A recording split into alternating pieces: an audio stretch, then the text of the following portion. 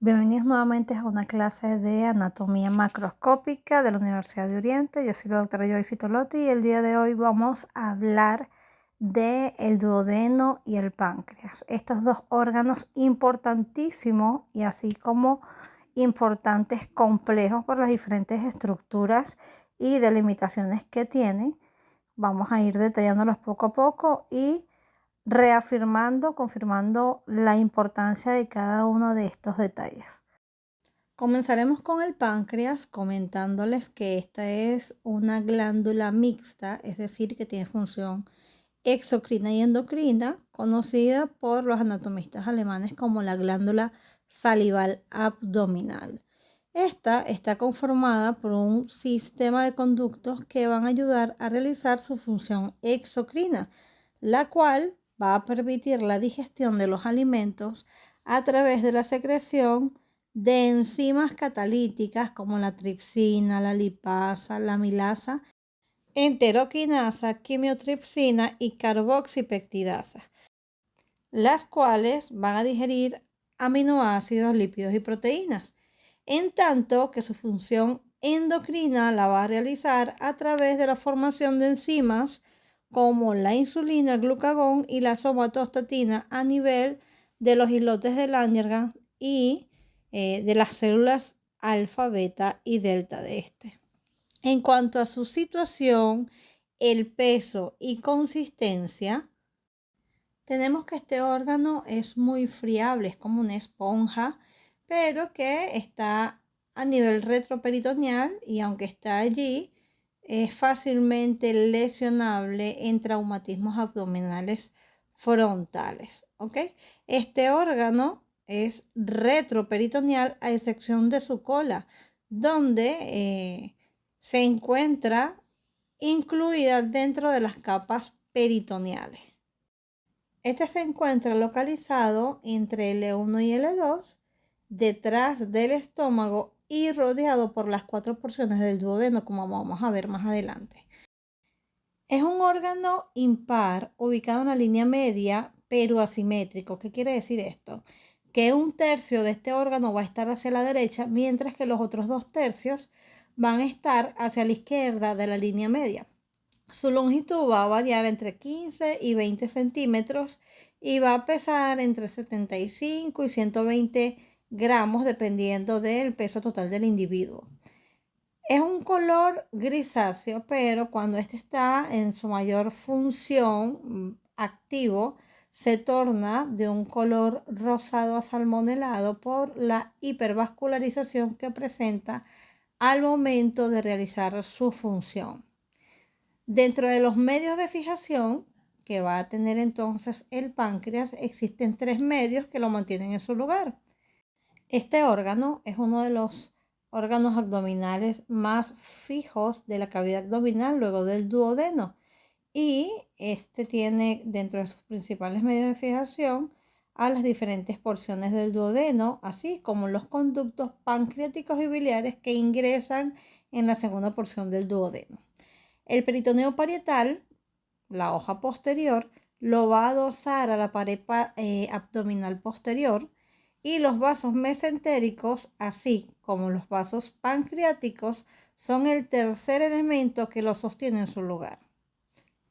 En cuanto a su configuración externa, entonces tenemos que el páncreas va a tener una cabeza, un cuello, un cuerpo, la cola, conformado entonces por 4 porciones, y un proceso uncinado, que es una prolongación que tiene a nivel de la cabeza.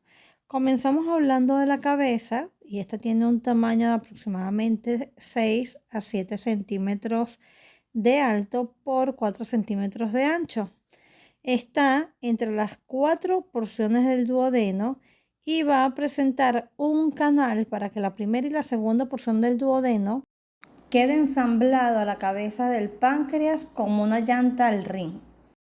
Esto genera al tubérculo pancreático anterior o preduodenal adelante y al tubérculo omental hacia atrás, donde se inserta el omento menor. De esta manera se adosa el duodeno a la cabeza pancreática en este canal. así como lo ven en esta imagen. En la parte más inferior va a presentar una prolongación conocida como el proceso unciforme del páncreas o gancho del páncreas. También en otras literaturas pueden conseguirlo como el páncreas de Winslow. Este tiene una escotadura llamada escotadura pancreática que va a dar paso a los vasos mesentéricos. Estos vienen desde la cara posterior y justamente a este nivel se dejan ver y pasan a la parte anterior. ¿Ok? Entonces, luego de la cabeza tendríamos al cuello o istmo. Este tiene un tamaño de 2 centímetros en la parte más estrecha y une a la cabeza al cuerpo.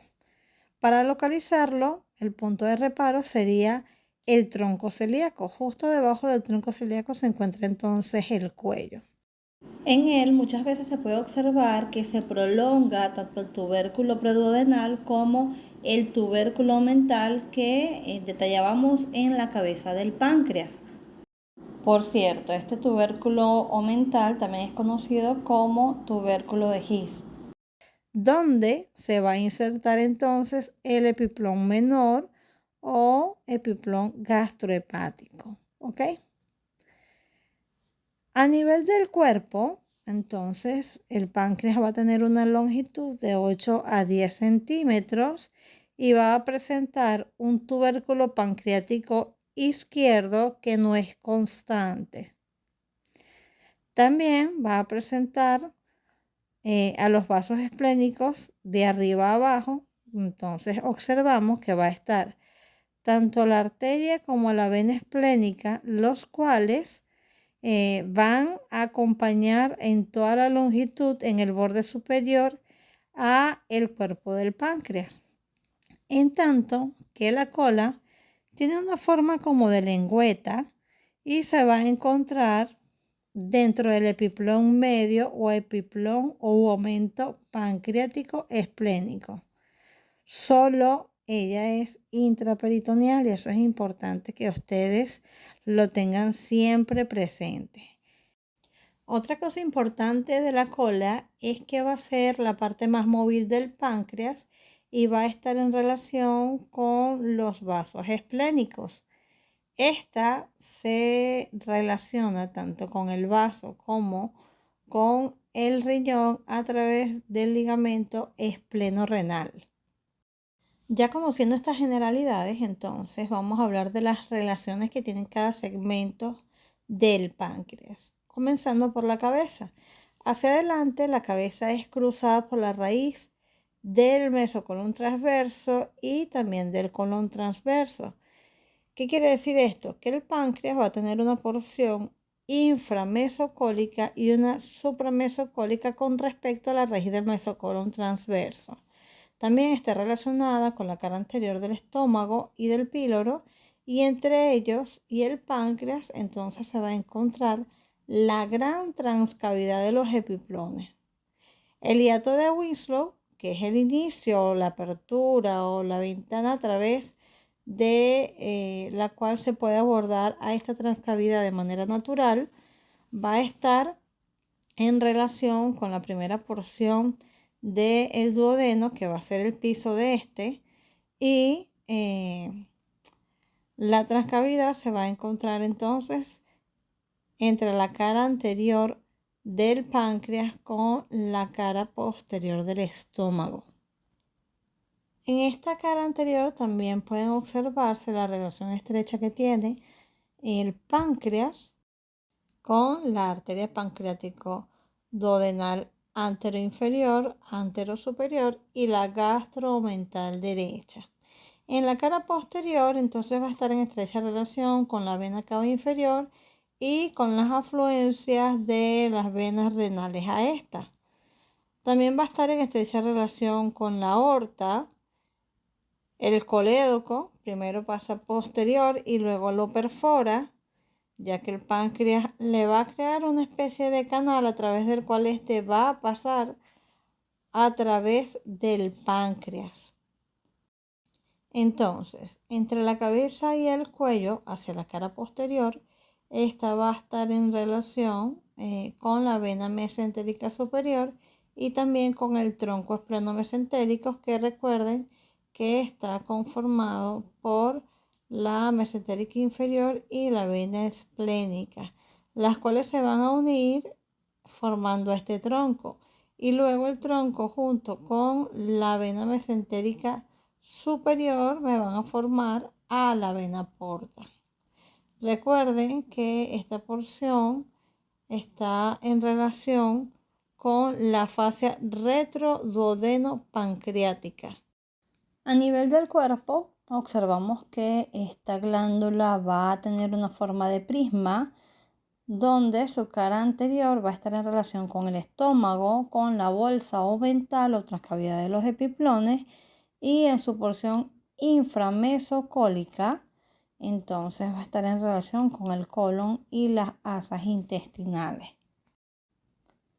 Hacia la cara posterior va a estar cubierta por la fascia retroduodeno-pancreática también, a través de la cual va a estar en relación con la glándula suprarrenal y riñón izquierdo, con la aorta, los vasos esplénicos, y va a presentar diferentes impresiones que se van a prolongar hacia la cara inferior. Impresiones del duodeno y el yeyuno, ya a nivel de la conformación del ángulo de Treis. También va a tener impresión de las asas intestinales y del colon transverso. A nivel de la cola, ya esta es totalmente supramesocólica e intraperitoneal y se encuentra en el epiplón pancreático esplénico, como les nombré anteriormente, donde también van a estar inmersos los vasos esplénicos en relación con el riñón izquierdo y el vaso a través del ligamento espleno-renal. ¿Ok? Hasta acá entonces tenemos las relaciones de la glándula como tal y vamos a pasar a hablar de los conductos excretores. Vamos a tener un conducto pancreático principal o de Wirsum, un ducto que va a recorrer por completo al páncreas de la cola a la cabeza y que llega al cuello y se va a flexionar hacia abajo y hacia atrás para unirse con la porción final del colédoco para desembocar en la cara postero-interna de la segunda porción del duodeno a nivel de la papila duodenal mayor o carúncula mayor. Esta es una dilatación que está recubierta por mucosa diferente a la ampolla de Vater. ¿Por qué diferente? Bueno, porque la ampolla de Vater o biliopancreática o hepatopancreática, como quieran llamarle, es la dilatación que existe donde se unen ambos conductos, tanto el colédoco como el conducto de Wirsum o pancreático principal. Y está conformada, o a este nivel está el esfínter de Oddi, que es un conglomerado de fibras musculares lisas que van a regular la salida o no de los diferentes jugos biliares y pancreáticos. Entonces, la ampolla de Vater es la dilatación recubierta por el esfínter que va a desembocar y que se abre a nivel del duodeno o a través de la mucosa de este como una protuberancia, que es la carúncula mayor o la papila mayor, ¿ok? También el páncreas va a tener un conducto pancreático accesorio o de Santorini que va a nacer del conducto pancreático principal, recorre toda la cabeza y es una vía alternativa que desemboca en la carúncula menor por encima de la carúncula mayor, como a unos 2 centímetros por encima de esta. Y ustedes se preguntarán, bueno, ¿y pero por qué hay dos conductos? Porque en la etapa embrionaria existían dos páncreas, uno ventral y uno dorsal. La porción ventral va a rotar en sentido antihorario y ellos se unen formando un solo páncreas, es decir, el páncreas ventral con el dorsal se unen formando solo uno. Y es por esto que tenemos dos conductos. En algunas personas, en algunos pacientes pueden estar obliterados como hace la porción más distal de la arteria umbilical una vez que nacemos. En otros permanece permeable, y en los que permanece permeable es cuando hay alguna alteración por cálculos o neoplasias a nivel del conducto pancreático principal. Entonces, si está permeable, podemos derivar todo el drenaje de la secreción exocrina a través del conducto pancreático accesorio. Muy bien, hablando ahora de la irrigación, entonces tenemos que el páncreas es irrigado tanto por la arteria hepática, la arteria mesentérica superior y la arteria esplénica. Es decir, que el páncreas es una glándula, por ser glándula está muy irrigado, y que va a estar irrigado por los 3 vasos que son ramas del tronco celíaco. Lo primero que debemos recordar es que la arteria hepática común primero va a darnos la arteria gástrica derecha y luego nos va a dar, dirigiéndose hacia afuera, un pequeño ramo que se llama la arteria gastroduodenal. Justo en el punto en el que ésta cambia de dirección de horizontal a vertical para transformarse en la arteria hepática propia. Esta arteria gastroduodenal va a dar una pequeña rama que es conocida como la rama supraduodenal de la arteria gastroduodenal, la cual va a irrigar la primera porción del duodeno. Luego de dar esta rama, la arteria gastroduodenal desciende por el espacio interportocoledociano, también conocido como triángulo interportocoledociano, del cual vamos a hablar más adelante. Lo importante por ahora es que sepan que la gastroduodenal entonces desciende a nivel o a través de este triángulo, es el contenido de este triángulo, y se va a dividir en dos: una arteria pancreatoduodenal anterosuperior y una posterosuperior.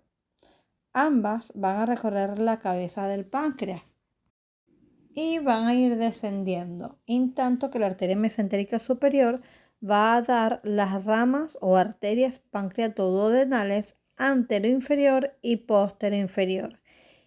Observen que la arteria pancreatoduodenal anterosuperior es prepancreática, subpilórica y subduodenal.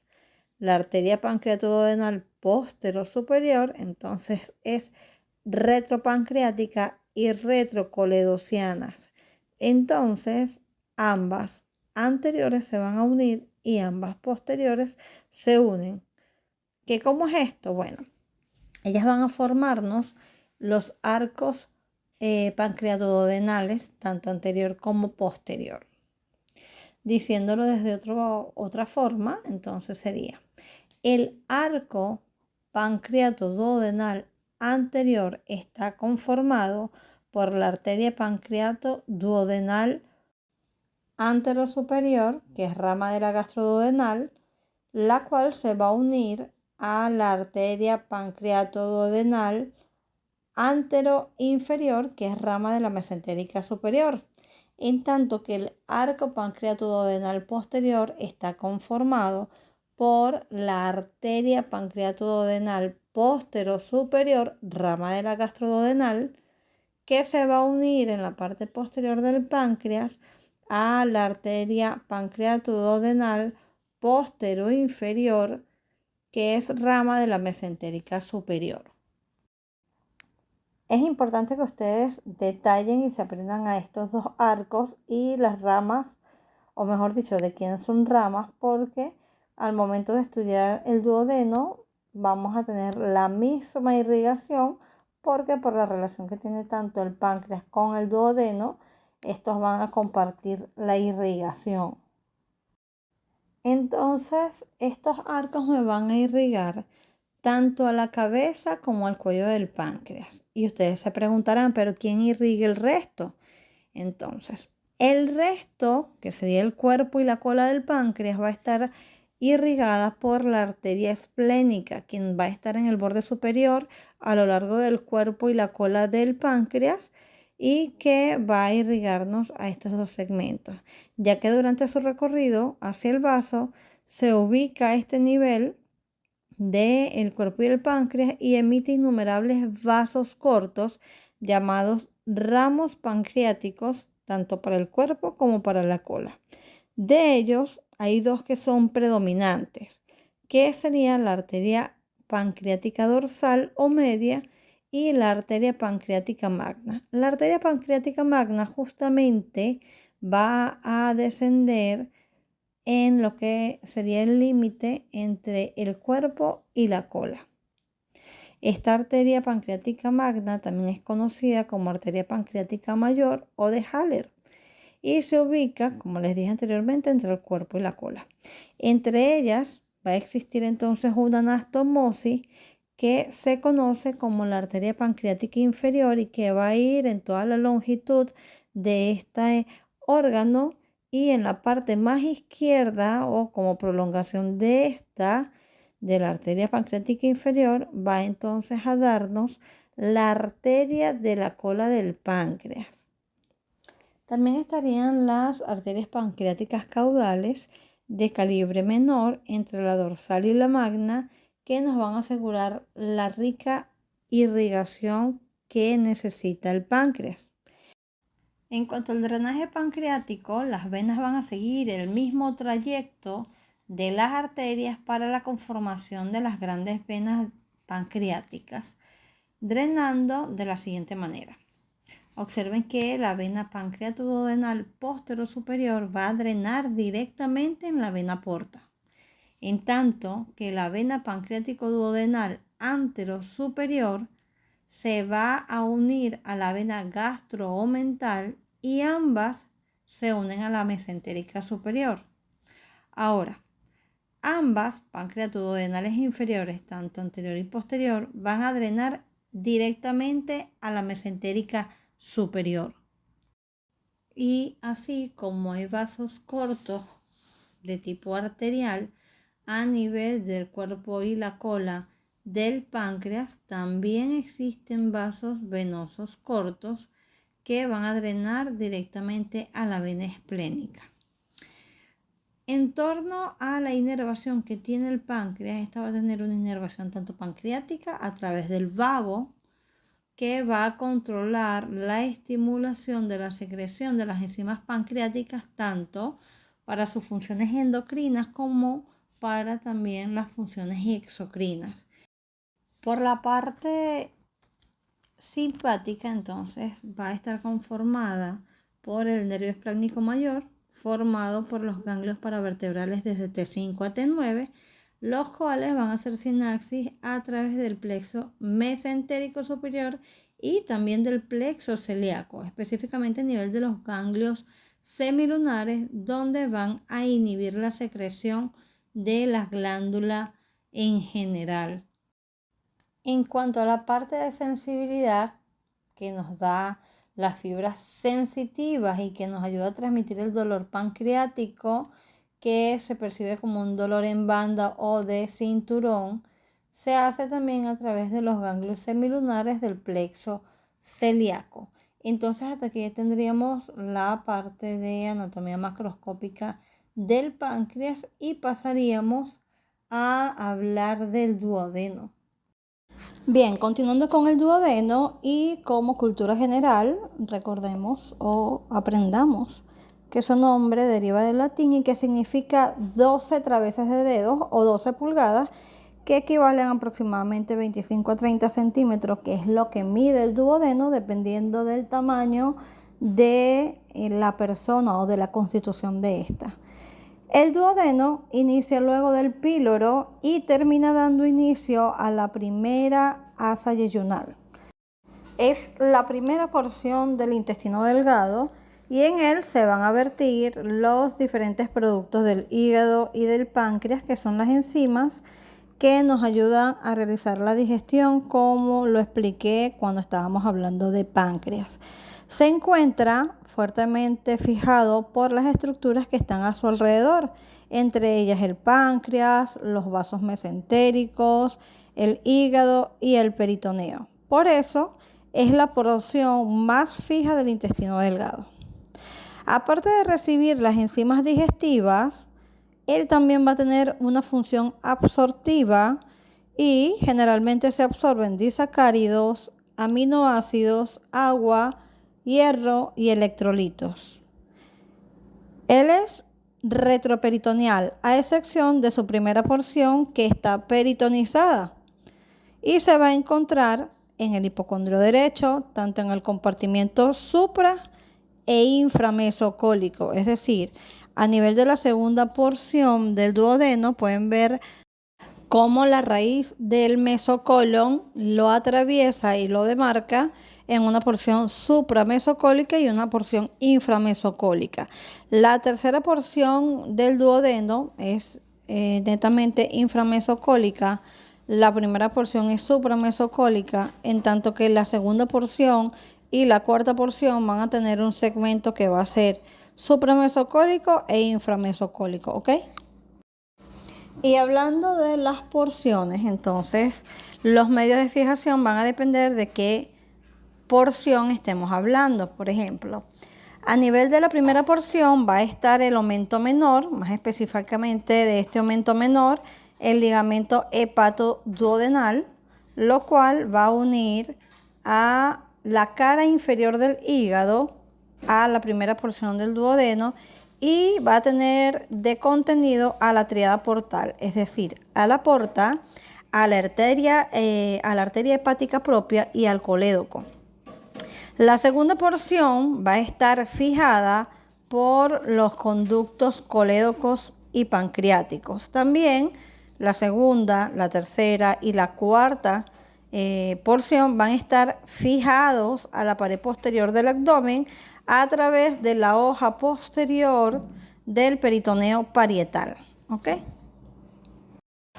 Pero además de esta fijación que hay a nivel de la cuarta porción del duodeno, esta cuarta porción va a tener al ligamento de Treis o ligamento suspensorio del duodeno, que muchos dicen que es lo mismo que el músculo suspensorio del duodeno o el músculo de Treis, y no es lo mismo. Vean que este músculo es un músculo complejo con dos vientres y un tendón intermedio, ¿ok?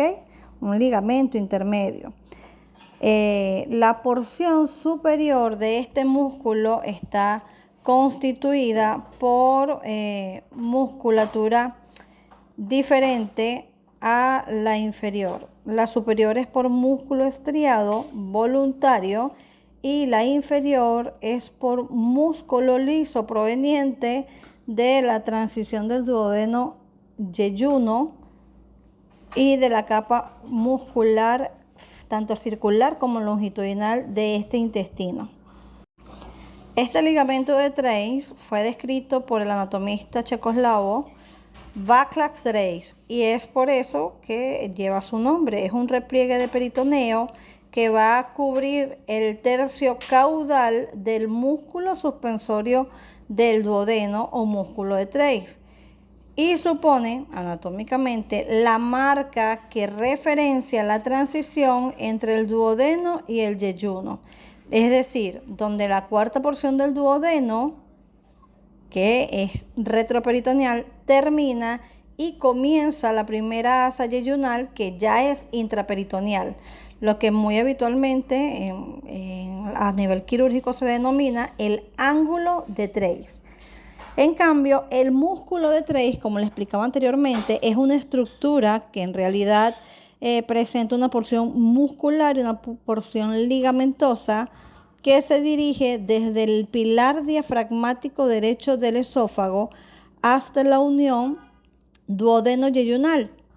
Tiene una parte central que es tendinosa y dos extremos musculares con distinto origen embriológico. El extremo muscular más craneal o superior, como los dije anteriormente, es el que se fija al pilar y es de origen estriado, es decir, un músculo voluntario. En cambio, el extremo inferior o caudal es de músculo o de fibras musculares involuntarias que son provenientes de las capas musculares circulares y longitudinales del intestino delgado a dicho nivel, es decir, a nivel de la transición duodeno-yeyunal. La parte central que tiene es un carácter más tipo ligamentoso y es básicamente también estriada y pasa justo por encima del tronco celíaco, es decir, este ligamento o este músculo, por así decirlo, a nivel del plexo celíaco o del tronco celíaco, es que están ahí ambos, va a ser o va a contener la porción ligamentosa del músculo de Treis, ¿ok? De allí hacia arriba y hacia abajo entonces van a estar las porciones craneal o porción caudal del músculo de Treis con sus diferentes orígenes embriológicos. El duodeno tiene ciertas características tanto externas como internas dependiendo de las porciones a las cuales nos estemos enfocando. Entonces, vamos a ir describiendo tanto las características externas como las relaciones que tienen las diferentes porciones y luego hablaremos de las características internas. En la primera porción, que también es conocida como porción subhepática horizontal superior o bulbo duodenal, porque esta es la porción más ensanchada del duodeno y cuya pared interna es lisa, comienza luego del píloro y tiene una dirección de izquierda a derecha, terminando en relación al cuello de la vesícula biliar, es decir, aproximadamente a donde se encuentra el cuello de la vesícula biliar, va a terminar la primera porción y es donde va a estar ubicada la primera rodilla o rodilla superior, que no es más que el cambio de dirección del duodeno de forma horizontal a vertical y cuyo contenido va a ir de forma descendente. Esta porción del píloro, es decir, la primera porción, está a nivel de L2 y mide aproximadamente unos 5 centímetros. Importante que esta primera porción es la única peritonizada, y lo digo en varias oportunidades durante todo el video, durante toda la clase, para que les quede internalizado. Y va a cumplir la función externamente del piso del hiato de Winslow, que era el orificio a través del cual nosotros podíamos ingresar de manera natural a través de él a la cavidad o transcavidad de los epiplones entre la cara anterior del páncreas y la posterior del estómago. ¿Ok? Importante recalcar que esta primera porción es supramesocólica, es decir, que está por encima de la raíz del mesocolon y del colon transverso también. Entonces, está relacionada anteriormente con el lóbulo cuadrado del hígado y también con la vesícula biliar, quienes la van a ocultar. En la parte posterior está relacionada con la arteria hepática, la vena porta, la arteria gastroduodenal y el colédoco. Aquí se encuentra en relación con el triángulo interporto-coledociano, que de derecha a izquierda va a tener a la derecha al colédoco, a la izquierda a la vena porta y como base va a tener al bulbo duodenal. El contenido de este triángulo entonces es la arteria gastroduodenal, que habíamos comentado cierta parte cuando hablábamos de páncreas. En el borde superior de esta primera porción se inserta el omento menor y en el borde inferior entonces se va a insertar el epiplón mayor y se postra sobre el páncreas. Luego de esta primera porción va a estar formada la rodilla superior o primera rodilla y la segunda porción va a estar entre la primera rodilla y la segunda rodilla o rodilla superior e inferior, siendo la rodilla superior un ángulo que va a estar comprendido entre 60 y 80 grados.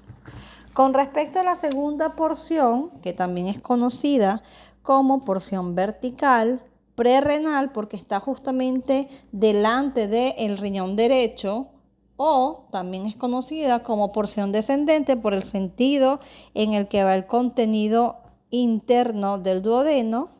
Se encuentra entonces entre L1 y L4.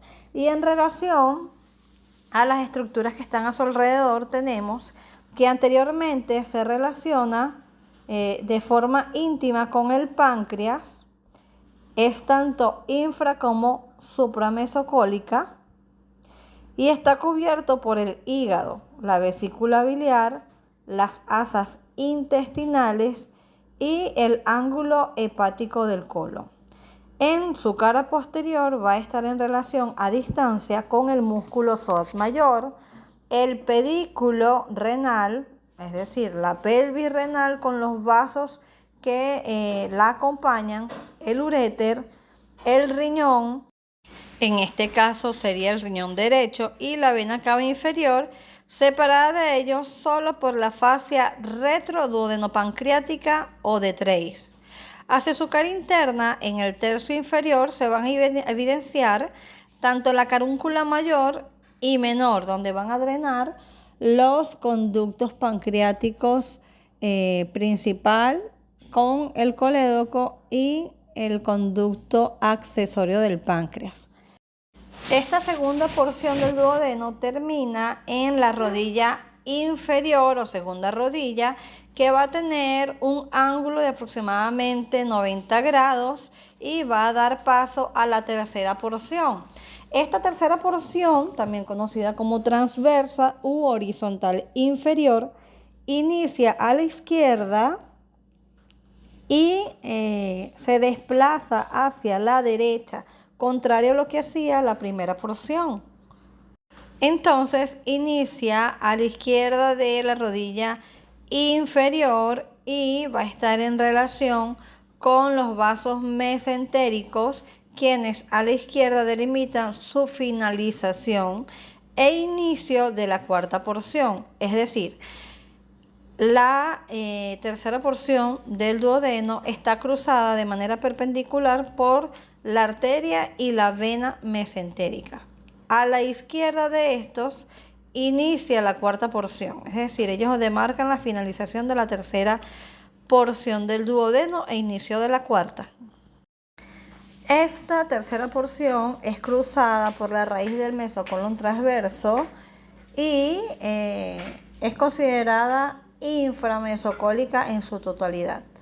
Anteriormente, como les dije, es cruzada por los vasos mesentéricos formando la pinza o compás aortomesentérico o compás de Wilkie. Esto es importante, muchachos, y es pregunta de examen, porque ese compás debe tener un ángulo mayor o igual a 65 grados.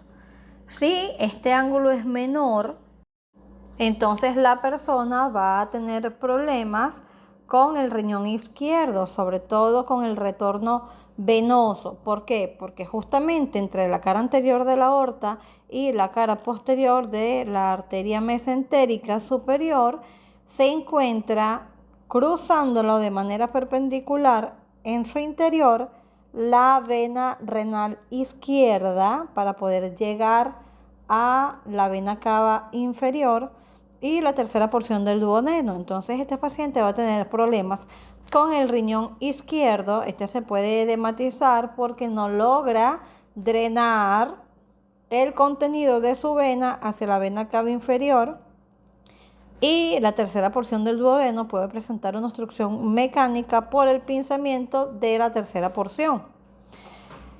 Posteriormente, esta tercera porción entonces está en relación con la vena cava inferior y la aorta. Arriba está en relación con la cabeza del páncreas, el proceso uncinado, y abajo con las asas intestinales.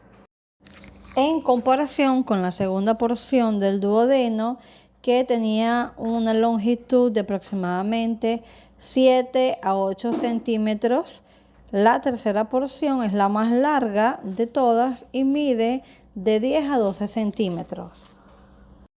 Muy bien, avanzamos a la cuarta porción del duodeno. Esta inicia a la izquierda de los vasos mesentéricos entre L4 hasta L2, quiere decir que va en forma ascendente y mide aproximadamente de 2 a 6 centímetros en promedio y termina a nivel de la flexura duodeno-yeyunal o asa fija. Es decir, asciende hasta el ángulo de Treis y hacia la cara anterior va a estar en relación con el colon transverso, la raíz del mesocolon y las asas intestinales. En la parte posterior estará en relación con el pedículo renal izquierdo y los vasos testiculares u ováricos izquierdos dependiendo del sexo del paciente.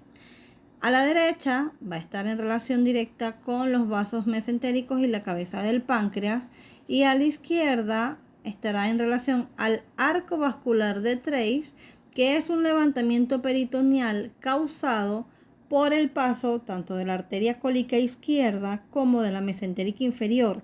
Y esto va a dar inicio a unos recesos peritoneales, conocidos como recesos duodenales o fositas duodenales, que vamos a hablar un poco más tarde. Luego de la cuarta porción del duodeno, entonces estaría la flexura duodeno-yeyunal, que es la parte más fija de las asas delgadas y un punto de transición de la vía digestiva superior a la vía digestiva inferior, determinada esta por el ángulo que sostiene el músculo suspensorio del duodeno, el cual ya les comenté que es digástrico y que cada uno de sus vientres tiene un origen embriológico diferente. Este músculo va entonces desde la flexura duodeno-yeyunal, pasando por el pilar izquierdo del hiato aórtico del diafragma, pueden verlo muy bien en la imagen, alcanza el pilar derecho del diafragma donde se fija y está muy cercano al hiato esofágico. Bien, ahora pasamos a los recesos duodenales mesentéricos cólicos izquierdos, que se refieren a los pliegues o recesos peritoneales que se encuentran en la cuarta porción del duodeno, muy cerca de la zona donde el duodeno se une al yeyuno y que son influenciados por estructuras como la arteria mesentérica inferior y la cólica izquierda.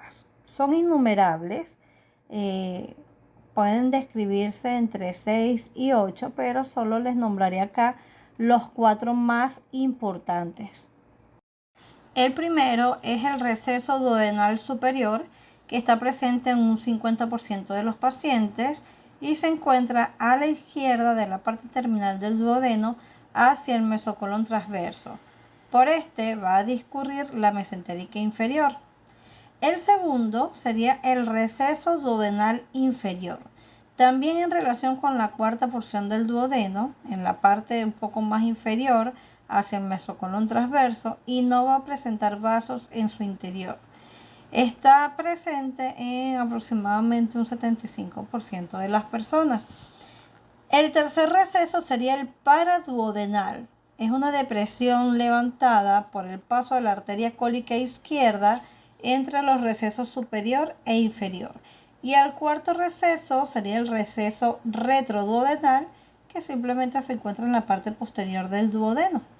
Su importancia es que a través de estos pueden meterse las asas delgadas, porque las asas delgadas, tanto yeyuno como ilion, son muy móviles, lo van a ver en la clase con el siguiente profesor, y estas pueden meterse a través de estos recesos, girarse y causar hernias internas con compromiso de la vascularización de ese segmento de asa, lo cual sería una emergencia quirúrgica. Hasta aquí entonces hablábamos de la constitución anatómica externa o de las características externas y vamos a pasar ahora en esta nueva imagen con la constitución interna. El duodeno, como el resto del intestino, tiene 4 capas. Si hablamos de estas 4 capas desde la parte más interna a la externa, entonces tendríamos primero la mucosa, que es la parte más interna, formada por epitelio columnar, que es lo mismo a decir cilíndrico, y que va a recubrir toda la superficie interna del duodeno. Esta va a contener microvellosidades y glándulas mucosas. La lámina propia de esta va a tener contenido o conformada por tejido conectivo, vasos sanguíneos y también por nervios. Va a tener cierta cantidad de pliegues circulares que también son conocidos como las válvulas de Kerkrieg o válvulas conniventes, que solo van a estar a partir de la segunda porción en adelante. Es decir, todo el intestino delgado va a tener estas válvulas conniventes o válvulas de Kerkrieg, a excepción de la primera porción del duodeno, donde como está dilatado porque es un bulbo, su mucosa interna, o sea, la mucosa va a ser lisa. Desde la segunda porción, entonces van a ver que estas pliegues circulares son abundantes, pero a medida que vamos avanzando en el intestino delgado, ya cuando llegamos al ilion terminal, estas van disminuyendo en número. La segunda capa entonces sería la submucosa, que es una capa de tejido conectivo, contiene vasos sanguíneos, nervios y las glándulas de Brunner. Las glándulas de Brunner son importantes porque ellas secretan unas sustancias que ayudan a neutralizar la acidez del quimo. Entonces, estas glándulas van a estar a partir de la segunda porción del duodeno también. Y es aquí donde se produce como un efecto tampón, porque recuerden que el quimo es la mezcla de los alimentos ingeridos con los ácidos gástricos y que luego pasan al duodeno, donde estos deben ser neutralizados. Bueno, eso es gracias a las glándulas de Brunner que están a nivel de la segunda y tercera porción del duodeno, ¿ok? Luego estaría la muscularis o muscular, que contiene músculo liso con capas circulares que van a estar en la parte más interna y con capas longitudinales en la parte más externa, las cuales van a permitir la mezcla y el movimiento peristáltico del quimo. La última capa entonces sería la serosa, que presten mucha atención acá, es la capa más externa que protege al duodeno, y que en el duodeno esta capa se va a denominar serosa si el duodeno está intraperitoneal. ¿Y cuál es la parte del duodeno que tiene peritoneo, que está intraperitoneal? La primera parte. Del resto, entonces va a pasar a llamarse adventicia. Quiere decir que las porciones 2, 3 y 4, que son retroperitoneales, la última capa se llama adventicia. ¿Ok? Si hablamos de la irrigación, el duodeno tiene irrigación muy variable y nutrida. ¿Qué quiere decir esto? A nivel de la primera porción va a estar irrigada por ramas supraduodenales o la rama supraduodenal de la arteria gastroduodenal. Recuerden que anteriormente les mostré que la gastroduodenal, antes de dividirse en sus dos ramas terminales, anterior y posterior, ¿verdad?, daba una rama supraduodenal. Esta se encarga de la irrigación de la primera porción. En cambio, los arcos pancreáticos duodenales, tanto anterior y posterior, le van a irrigar la segunda, la tercera y la cuarta porción del duodeno. También hay que hacer mención que la primera asa yeyunal da unos vasos cortos hacia la cuarta porción del duodeno, ayudando a la irrigación de este. En cambio, el drenaje del duodeno entonces va a estar dado por venas que van a seguir la red arterial formando los mismos arcos que teníamos por la parte arterial, uno anterior y uno posterior. También se va a observar una vena que es prepilórica, va a estar justamente en la hendidura o pliegue que se forma entre el píloro y el duodeno y va a drenarme a esta zona. Entonces, observen que una vez que se forman los arcos y estos arcos se dividen en venas, pancreato duodenal posterior superior va a drenar directamente a la porta, pancreato duodenal antero superior va a drenar directamente a la vena mesentérica superior, la pancreato duodenal anteroinferior se va a unir a la gastroomental y también me va a drenar a la vena mesentérica superior, y la pancreato duodenal posterior inferior me va a drenar a la vena mesentérica superior. En resumen, todo el drenaje del duodeno, a excepción de la pancreatoduodenal posterior superior, es a través de la vena mesentérica superior. Y la pancreatoduodenal posterior superior drena directamente al aporte. Eso es por contigüidad, ¿ok? Si hablamos de la inervación, entonces tenemos que nuestro duodeno tiene una inervación parasimpática dada por los troncos vagales que me van a estimular tanto la secreción como la motilidad, y una inervación simpática dada por el ganglio celíaco, el plexo mesentérico y el nervio esplácnico mayor. Por último, debemos dilucidar la diferencia entre el complejo esfinteriano de Oddi y el esfínter de Oddi. El complejo esfinteriano de Oddi está formado de músculo liso conformado por 4 esfínteres. El colédoco va a tener 2 esfínteres, un coledociano superior, que es la porción más alta del esfínter, localizado en la parte más distal del conducto colédoco, pero antes de la unión con el conducto pancreático. Este va a ayudar a controlar el flujo de la bilis hacia el duodeno y contribuye también a regular el llenado de la vesícula biliar. Existe un segundo esfínter coledociano, que es el inferior o de Boyden, que este sí es más fuerte y se ubica más cerca de la unión con el conducto pancreático y también con la ampolla de Vater. Va a jugar un papel muy crucial en la regulación del flujo de bilis y de jugo pancreático hacia el duodeno y en la prevención de que exista un reflujo de contenido duodenal hacia las vías biliares y me provoque o bien una pancreatitis o una colangitis.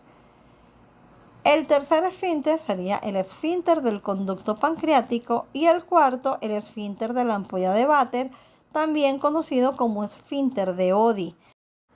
Esta sería mi última acotación. Entonces, el complejo esfinteriano de Oddi es diferente al esfínter de Oddi, que solo está a nivel de la ampolla de Vater. Y con esto terminamos la clase de páncreas y duodeno. Tema complejo, pero muy bonito una vez que nosotros logramos dilucidar cada una de las porciones y de los elementos que están en ellas.